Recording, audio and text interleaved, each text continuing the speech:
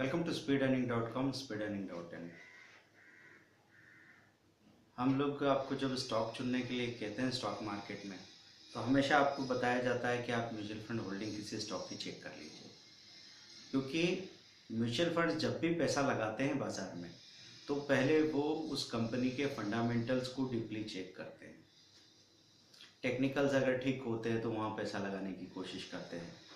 तो आप fundamental technical analysis हमारे साथ सीख रहे हैं, लेकिन शुरुआत से आपके पास वो कॉन्फिडेंस नहीं है या फिर लोगों में आलस्य होता है, उनको कोई भी मेथड बताया जाए तो उसको पूरा पूरा फॉलो नहीं करते, अपने ऊपर भरोसा कम है तो वो नहीं कर पाते। ऐसे में म्यूचुअल फंड के होल्डिंग को देख के और वहाँ से अगर कुछ स्टॉक्स के टेक्निकल फंडामेंटल आप कंपेयर करेंगे तो आपके लिए एक आसान तरीका होगा।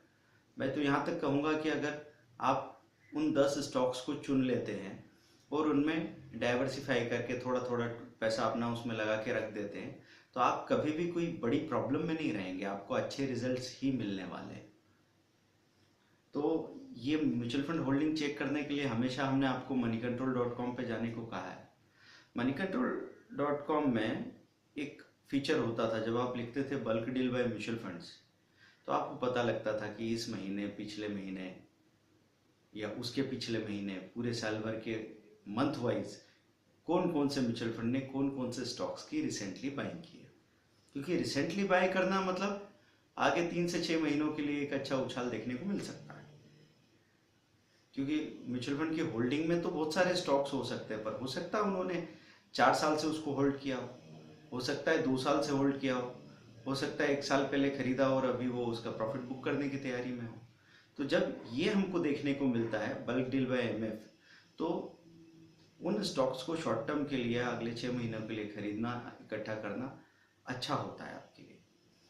तो उस चीज़ का सही प्रोसेस क्या रहेगा, क्योंकि बल्क डील बाय एमएफ जब आप मनी कंट्रोल पे देख रहे हैं तो नहीं नज़र आ रहा है अभी फिलहाल कोई भी टेक्निकल कारण होने से। तो एक दूसरा ऑप्शन हम आपको बता रहे हैं, जब आप लिखेंगे बल्क डील बाय एमएफ तो वहाँ पे आपको प्रूडेंट कारपोरेट का एक लिंक मिलेगा, prudentcorporate.com।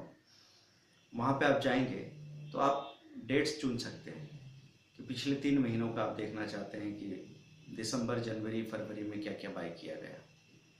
तो टिल द डेट वो आपको बता देगा कि ये स्टॉक्स बाय किए गए हैं।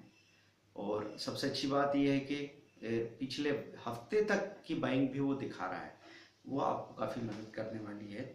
अब फिर इसमें गौर से ये चीज़ देखिएगा कि कौन सी स्कीम ने खरीदा है। अगर रेप्यूटेड स्कीम ने खरीदा है, बड़ी क्वांटिटी खरीदी है, अच्छी बात है, पर गौर ये करना है कि वहाँ बाय बाय एंड बाय का सिलसिला दिख रहा है किसी पर्टिकुलर सेम स्टॉक में, या फिर कभी कभी आपको दिखेगा कि ये स्टॉक बाय किया कुछ क्वांटिटी में और लगभग उतनी ही क्वांटिटी में सेल किया है, बाय किया फिर सेल किया।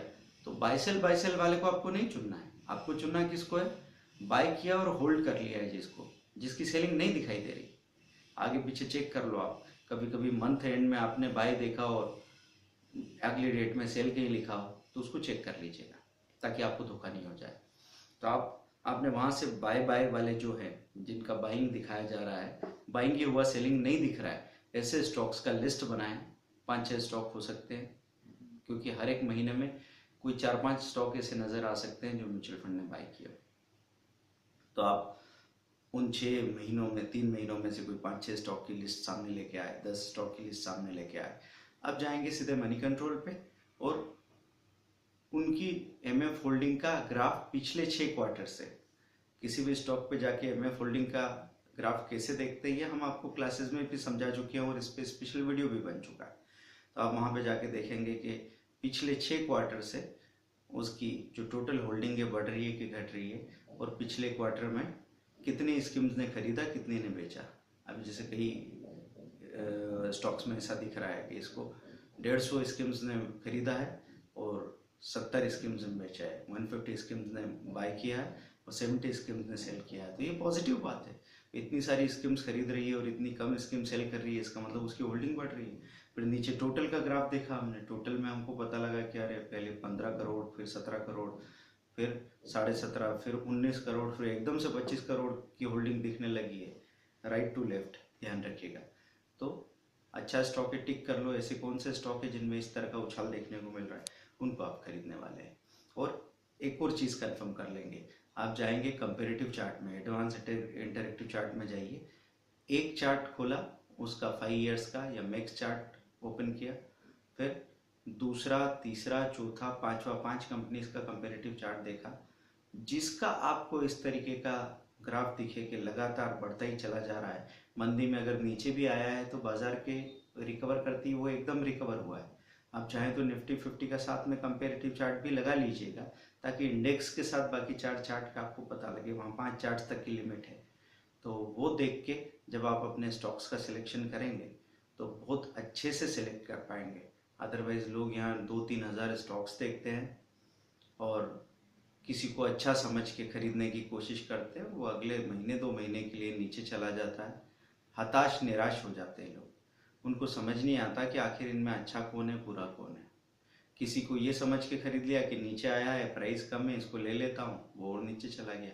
किसी को ये देख के खरीद लिया कि अरे यार 2-3 दिन से भाग रहा है, फिर नीचे गया, फिर भाग रहा है, मजबूत है, ये भागेगा, तो आपने लिया, एक आध दिन बढ़ा, फिर वहाँ से नीचे चला गया, फिर अपने भाव पे कभी आया ही नहीं। तो ये जो आपके प्राइस को देख के आधार आपने बनाए हैं वो ठीक नहीं है। ये जो आधार हम आपको अभी बता रहे हैं ये बहुत बेहतर आधार की तरह काम कर सकता है। और अगर आप अपने दिमाग में थोड़ी सिंप्लिसिटी लेके आएंगे और एक बार इसको अप्लाई करके देखेंगे तो आपको खुद को ही वो कंफर्ट महसूस होगा कि कितनी आसानी से आप एक सही जगह पे अपनी पोजीशन बना के खड़े हो। Thank you very much, bye.